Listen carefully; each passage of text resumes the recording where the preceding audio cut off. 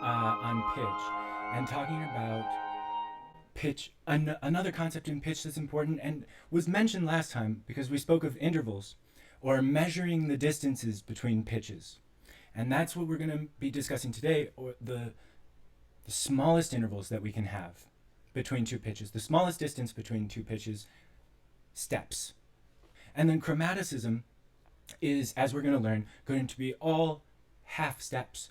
In other words, there's going to be different kinds of steps, some small, the very smallest, every single note is a half step. And that would be chromatics.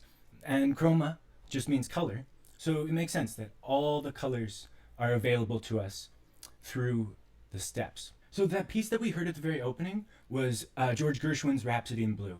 And it was the very beginning of that piece, which starts with a clarinet solo, you've probably heard, which at the very start has a kind of low, mysterious rumble, and swoops up to that high note, dangles there for a second, and then starts to slink down in steps. And we're going to come back to this piece at the very end to discover what exactly these steps are and what kinds of patterns they can show us. Here is the score. Let's actually dive into this score a little bit. Before we know about our intervals in it, we can start to talk about a few things, some symbols that we don't recognize, some other things to just catch up on and make sure we kind of have a full understanding when we see a score like this. What do all these little symbols mean? So firstly, since we are coming off of the rhythm chapter last week, take a look at the purple box. There are two groups of three there. And this is already kind of cool. We'll come back to this moment, but this is another example of kind of a mixing of meters. So thinking back to the rhythm chapter, we have simple meters and compound meters. Well, here's a simple meter, 4/4, 4/4 overall. And then when we get to that moment though, we're going to have two groups of three in the space of two of those beats of the measure of 4. In other words, where there would normally be broken up into two eighth notes, now we have them broken up into three evenly spaced eighth notes in that same space. And that's just triplets, or little groups of three. So I'll come back to this in another video. I already kind of discussed a little bit how we can maybe mix meters and take a look at different pieces that mix meters. And this is another example. And actually, if you think back to the rhythm video we saw with the Debussy, which was in 9/8, Clair de Lune, had moments where it had little groups of two. Those were like a mixing of simple meter into an overall 9/8 piece.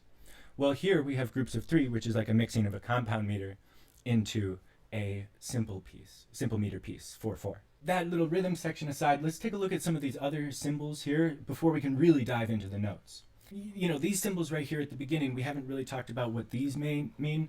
This is actually two different symbols. So the top one is the fermata, which just is an indication that if it's placed over a note, you want to hold that note. So you want to, the performer, it's up to the performer. They can take their time with this note. It actually allows them a little bit of freedom from that basic rhythmic grid, where the fermata means you take your time with that note. Hold it as long as you want, freedom before you return to whatever pace you were going before. And you'll see these a lot in music. The other symbol there is with TR and squiggly line. This just means trill. And a trill is, you can do it with your voice, you can do it with instruments, is just a quick oscillation between that note and usually the note above it. So I can show you that briefly here on the piano. This note is G. Now recognize that you remember where middle C was, right? And that's that first line below the staff. Now, then you go the space below that would be B. The second line, which you see there, is A, and then the space below that, which is where this note is G. So we've started on G here, and then there's the trill, meaning we're going to oscillate quickly back and forth between G and the neighboring A. And that's how this piece begins, before launching up into the big swoop. Actually, let's discuss this swoop a little bit more, because I think this is a really cool moment. So there's two different terms we can use for this. Glissando, which is usually what this is called in this specific piece. It's referred to as that clarinet glissando at the beginning. Glissando means go from this pitch to that pitch with a squiggly line, meaning in lots of discrete steps, lots of separate steps. And you can see that happens here, which is written out in the score. That group of 17 is just all separate steps.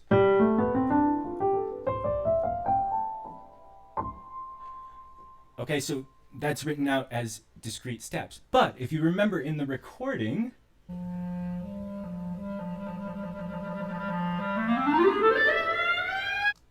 there's that very gradual slide there to get to that top note. Now, this is called a portamento. And these are just fancy Italian words again, but that just means smoothly glide to the destination note. And I can't really do that on the piano because the piano is made up of discrete pitches, but I can sort of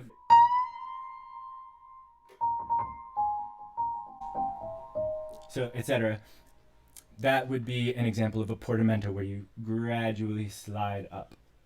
And lastly, like with a glissando and a portamento, they really, just like the fermata did, they make the math of the rhythm not really important. This becomes about musical expression. So again, like you see this group of 17, you can't even actually fit that fairly into the measure. What that means is 17 in the space of one quarter note, basically. And so the glissando and the portamento just allow the performer all that freedom and make the mathematics of counting it out not matter. It's about expressing this gesture, this opening gesture. Okay, so and when we look back at this piece, we notice we're going to need a little bit more understanding of pitch and pitch notation before we can really get this melody, because we see other symbols here that we don't recognize. Or maybe we recognize, but I think it's good to review and get everyone on the same page. We're just going to be building up from the ground up in this music fundamentals course. So last time in the pitch video, pitch 1, we saw this collection of pitches. Just the white notes, right? C, D, E, F, G, A, B, and then returning to C. And that marked out all the white notes between the C to C octave. And then we filled in those notes like this. And we called those steps, and we were right, those are all steps. But there's more notes we need. And I mentioned this term chromaticism, which refers to all the colors, the full spectrum, right? Well, here we obviously don't quite yet have the full spectrum. We're going to need the other notes of the keyboard. So that's not the collection of pitches we're going to be using when we talk about full chromaticism. We're talking about the use of all 12 pitches in 12-tone equal temperament, which is a tuning system that basically everyone has agreed works great for music. So this has just come down to us. There's alternative tuning systems, and I encourage you to go look that up. Maybe we can do future videos on this if it's interesting to you. There's also microtones and other kinds of derivations of the octave. But because basically what this is it's taken the octave, and we've all agreed that if we divide that octave into 12 equal parts, we get a pretty nice gamut, a pretty nice range of musical notes to mess around with. And we can make melodies and chords and everything with those 12 pitches. And most music you hear is constructed on this tuning system. But understanding that full chromaticism just means all 12 pitches, we represent these on the score like this. We see now that we need these symbols. On the one hand, we have the first one, which has the sharps going up, so C, then we have a sharp sign before the next C, which means C sharp. So we put the sharp sign before the note, but we say C and then C sharp, then D and then D sharp, E, F, F sharp, G, G sharp, A sharp, B to C. And then coming down, we'll have what are called flats. So C down to B. Notice now that between C and B, there was no C flat. And in the last one, when I was going up, between E and F, no E sharp, no B sharp, no C flat. Coming down, B flat, A flat, G flat, F, E flat, D flat, C. Notice no F flat. So there are more things we need to talk about here. But just so you know, as an introduction to the full chromatic scale, just this ordering of steps here, full chromatic is all 12 notes. And that looks like on the piano like this. C sharp, D sharp, E, F. Okay, so actually just looking at the piano, right, we can see how the pattern of keys laid out on the piano already just make E sharp and you can have E sharp, no problem. You could write E sharp, but that's just F. So basically the idea is why bother write E sharp? It's redundant when you can just write F. Now we will see in future examples where E sharp is kind of an actually important thing, and you might want in a certain context to use E sharp. It's okay to have multiple names for the same notes. In fact, we're going to see this a lot. Music theory uses this all the time. Multiple names for the same thing depends on the context, what it's doing in that context, or what it means in that context. So just so you know, for now, we can write all 12 pitches using C, C sharp, D, D sharp, F, F sharp, G, G sharp, A sharp, B, and then back to C. And so you see 13 notes there, 12 different pitches, C being the same as C. So actually those are different pitches, but you know what I mean, they're different notes. I mean, they're the same note. So we've got 12 different notes, and the 13th is the same as the first. Let's take a little bit more in-depth look at these symbols. So a sharp, what is it actually doing? Well, you may have guessed, or this may be review, but you see that when I add the sharp, the note just moves up by 1/2 step. So if I see C sharp there, C with the sharp sign right before it, I know I'm going to play C, but raised by 1/2 step. So C sharp. Then there's D and D sharp, and so on and so on. And like I said, E sharp equals F. And same with B, B sharp equals C. And I think this is important to recognize, because in that pattern, we just need to note in our minds, between B and C, there's no black note, right? They're right next to each other. Between E and F, there's no black note. They're right next to each other. So we don't always need the sharp on every note to get all 12 notes. We just need it on those 5 where you see them. Okay, now same with the flat, kind of, because the flat is almost exactly the same, just going down. So the flat's going to lower each note by a step. And so on the piano, that looks like this, like C flat is already just B, right? Then B flat, okay, good to go. A flat, G flat, F flat. No, F flat is just E. So we'll just write E there, and you can see between F and E on the score, there's no F flat. E flat, D, D flat, and C.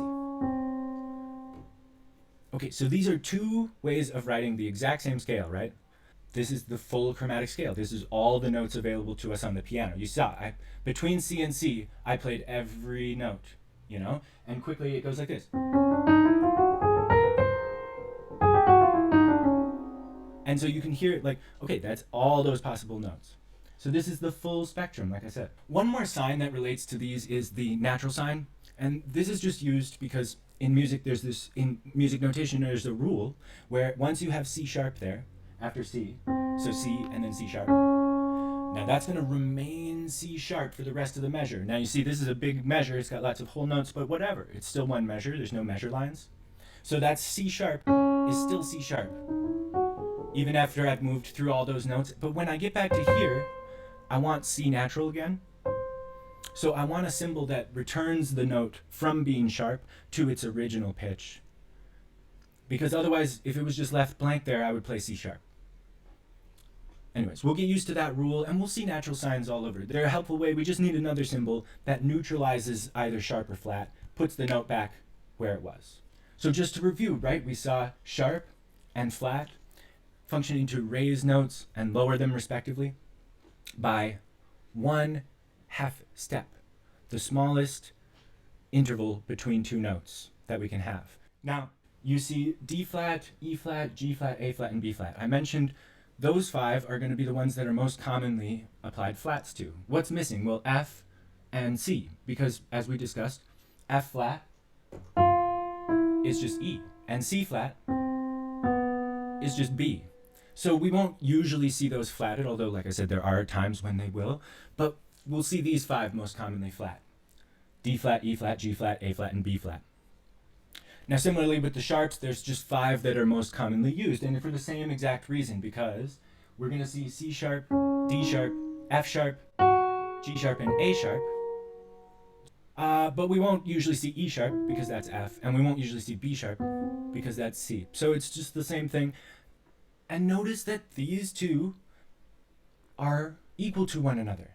The first note of each one, C sharp and D flat, same note. Second note of each one, D sharp and E flat, same note. Third note, G flat and F sharp. Fourth note, A flat and G sharp. Fifth note, A sharp and B flat. Okay, so that's really important, just to reiterate that we have multiple names for the same note. Sometimes it's A sharp, sometimes it's B flat, and it depends, as I said, on the context. So returning to our scale from the first video, and we had this series of steps, right? Just all the white notes. C, D, E, F, G, A, B, C. But what we'll now notice is that, like I mentioned, there's no black note between E and F. There's no black note between B and C. So these are all steps, but they're not all steps of equal size. That's a big step. That's a big step. You have a black note in between. And this is a small step, right? There's no in-between note there. And like I said, because this has to do with that tuning system, 12-tone equal temperament, meaning that all 12 notes are equidistant from each other, equally spaced out. And so that smallest distance you can travel, the smallest step, that's the same distance between C and C sharp, D sharp and D, and E and F. That is your smallest step. But the distance between C and D, as you can see, is bigger, because it has to go through these other notes that we've learned, C sharp or D flat, D sharp or E flat. Those note names I hope you can see, just to triply reinforce, that C sharp and D flat are the same, D sharp and E flat are the same. Those are just different names for that same black note there, that same pitch. And when we look at these on the score, we'll see, right? Just take a look. D flat and C sharp, those both refer to that same note. E flat and D sharp, those both refer to that same black note, which is pointed with the vertical white line there. And so on and so on. So you can see how those five, first the little group of 2 black notes and then the group of 3 black notes, get their representation in the musical score using either sharps or flats. And what we call this, when we have many different names for this, is kind of a technical music theory term, enharmonic, enharmonicism. This is just the word we use for when we have 2 different names for the same pitch, or for the same thing, for the same note. So just for an example, like that first example, C sharp and D flat, those are enharmonically equivalent. That will always just be that, unless you're in a different tuning system, in which case you might have a difference between C sharp and D flat. But that's, for now, we're going to stick to 12-tone equal temperament for simplicity's sake. Okay, what are we going to call these different types of steps? Like I said, there's no step between E and F, no step between B and C. So we need a way to label the big steps versus the small steps. And this is pretty straightforward. We call the smallest step you can move on the piano those chromatic steps. Every interval, every distance between each 2 notes are equal, and they're all going to be called half steps. So I'll refer to these as half steps. And that's between E and F, and between B and C, half steps. Now, in the case where we have 2 half steps, like going from C to D, that's going to be a whole step. So 2 half steps equals a whole step. Pretty straightforward there. Notice when I play what's written on the score here, right? Those original 7 pitches that we learned, C, D, E, F, G, A, B. To see it. When I play those in that order, right, we hear a certain order of whole steps and half steps. They're not all equal. That's a whole step. That's a whole step. There's a half step, little one. Big step, whole step, whole step, whole step, small step at the very end. So this order of whole steps and half steps is what sinks into our ear and is what we remember. So even these littlest building blocks, the intervals, right, the whole steps and the half steps, those are going to play such a role in determining what we're hearing and how it sounds to us, and how they interact with each other in different sequences and patterns are going to be the things that we should pay attention to when we study music in this kind of way, when we're really diving down into the very littlest details of how it's put together. So these little intervals, the distances between these notes, Absolutely so crucial to understand. Now remember the chromatic scale. Here we had all half steps, right? What we notice when we compare all half steps in sequence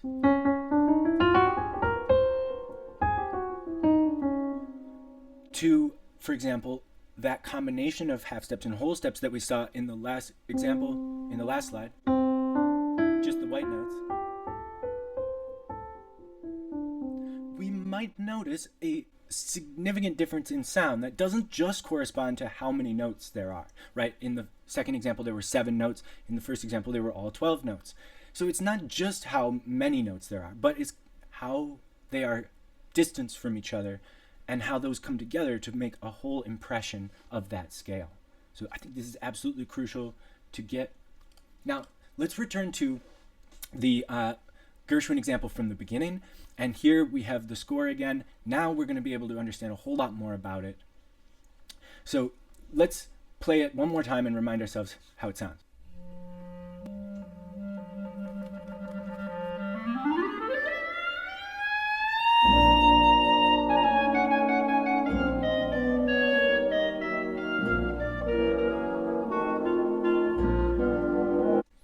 Okay, so that opening melody there, after the big glissando portamento swoop upwards, then it starts falling down gently, moving in different patterns of half steps and whole steps. And I think it's really cool to recognize this, because take a look. So when it first reaches that C, right, it gets up to that high point.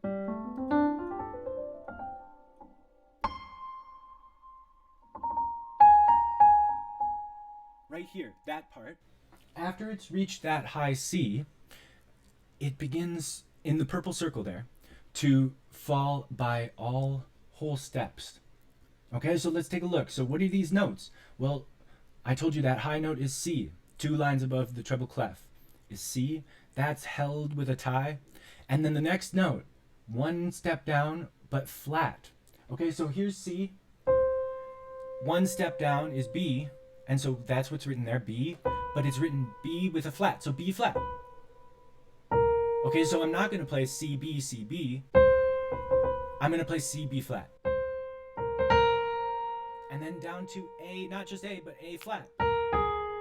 Okay, so that whole thing. And then to G. And that introduces our first half step, right? Between C and, between A flat there and G.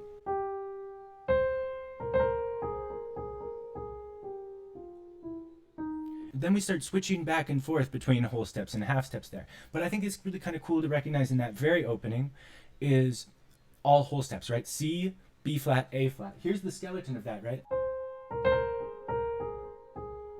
Becomes, right? So whole, whole, half. And notice the difference there, even there, just notice the difference between the quality of those intervals. So even between C and B flat there, between B flat and A flat, those kind of the same quality, which is completely different from this quality, which is 2 notes in just a half step relationship. Ooh, right? Like, you're suddenly shaken up by that. Here's some other whole steps versus half steps, like whole step.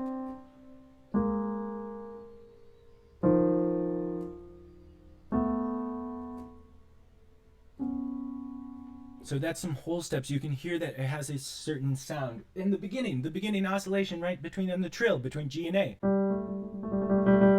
There's a whole step. But what if that was a half step? Totally different sound. Now it sounds like Jaws. Listen to some half steps right next to each other.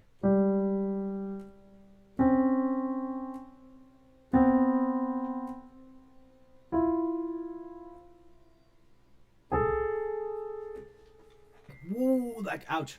So I think it's important to recognize that quality or that difference in feeling between the whole steps, which kind of relate to each other in that way, and then the half steps, which have that very different crunch. And that's why I think it matters when we look at the score. Can we tell when there's whole steps and when there's half steps? So that's going to be our second task for this week, recognizing in the score and on the piano when we have whole steps and half steps. So just a little more with that, I've marked off in a red squiggle there. That is the only part of this melody that is not either half steps or whole steps. These are bigger intervals between their G and E and C. We're going to come back to these notes because this is bigger intervals here. For now, just ignore them. So coming down from C, we've climbed up.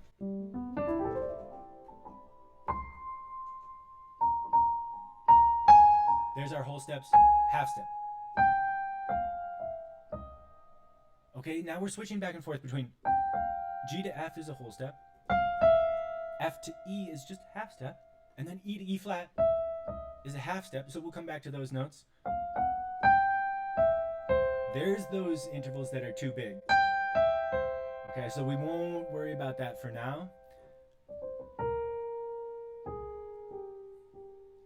Okay, so now I want to take a look at that last purple circle there around the notes B flat and A flat.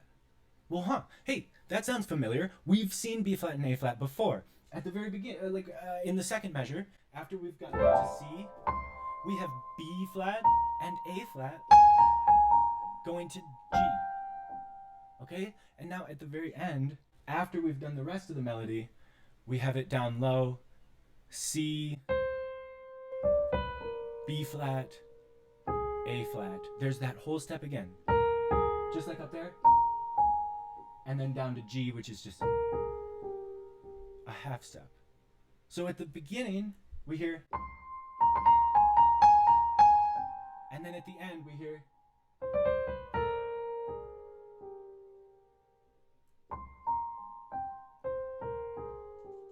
recognizing those patterns of whole steps and half steps, we can understand the relationships that connect this, fuse this melody together. That sounds like, oh, that's almost like a little bit of a reminiscence of that earlier part, even though we may not even recognize that on first listening. That's only when we can recognize that pattern of half steps and whole steps, how it's that which we associate with the sound of something. How does this melody sound? You have to talk about the intervals contained within it. In this case, mostly half steps and whole steps, except for those red squiggles, which we will come back to when we discuss intervals a whole lot more. Now, when I look at the half steps in this, I can pick out the half steps in that opening gesture, but right, that's a glissando or a portamento, so it's either a glide, which then the steps don't matter, you're just gliding, right? Or if it's a glissando, then they're discrete. A lot of glissandos will be all half steps. In this case, it's written out as just all the white notes. So it's going to have the same pattern of half steps and whole steps that we looked at earlier, and I've marked out the half steps here. The half steps are just between B and C and between E and F, and that's because there's no sharps or flats there. It's just between E and F and B and C, those are half steps.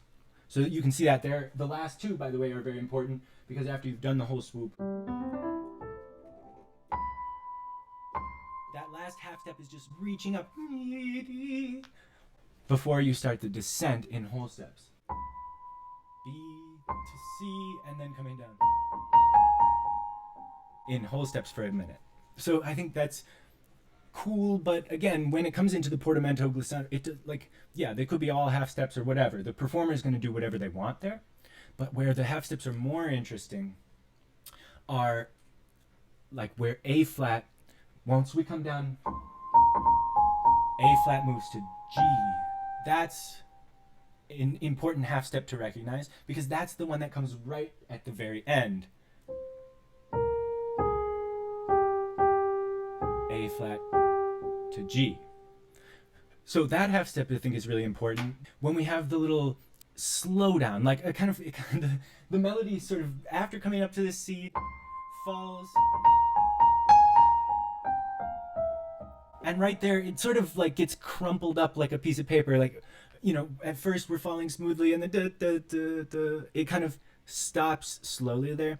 That is like when it's all half steps for a second. So I've shown that with a group of half steps there. F, E, and E flat are all neighboring half steps on the piano, as you can see here.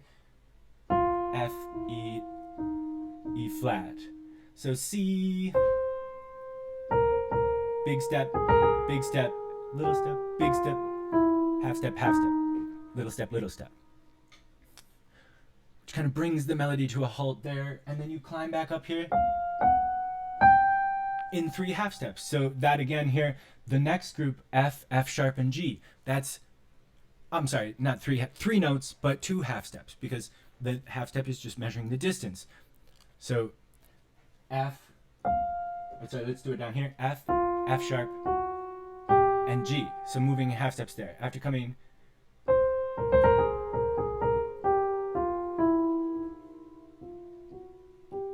and those half steps lend to that funky, smooth style that we're hearing there. That is not just the white notes. A full chromatic system is available in this excerpt.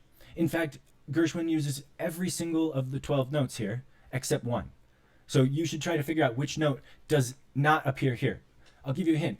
Every single other note except for this note appears. So you have to kind of figure them all out and then tell me which one doesn't show up. By the way, one last thing on the second measure. Once you have B flat there, and once you have A flat there, as I said earlier, those remain B flat and remain A flat for the whole measure. So we don't need to rewrite the flat each time we see A. We know that that stays A flat, and I've kind of shown that with those lines there. I hope that's clear. But just so you know, we don't have to rewrite the symbol over and over again. Once B flat is flat, we're good for that measure. On the next measure, it'll need a flat again, or a natural sign if we want to bring that back to natural. Okay, so this melody is just a good example of how composers can use all the 12 notes, except one in this case, available to them, and smoothly switching back and forth between half steps and whole steps, which is going to create original melodies, which is going to create automatically a really smooth sound, because these are the smallest musical distances that we can use, these steps.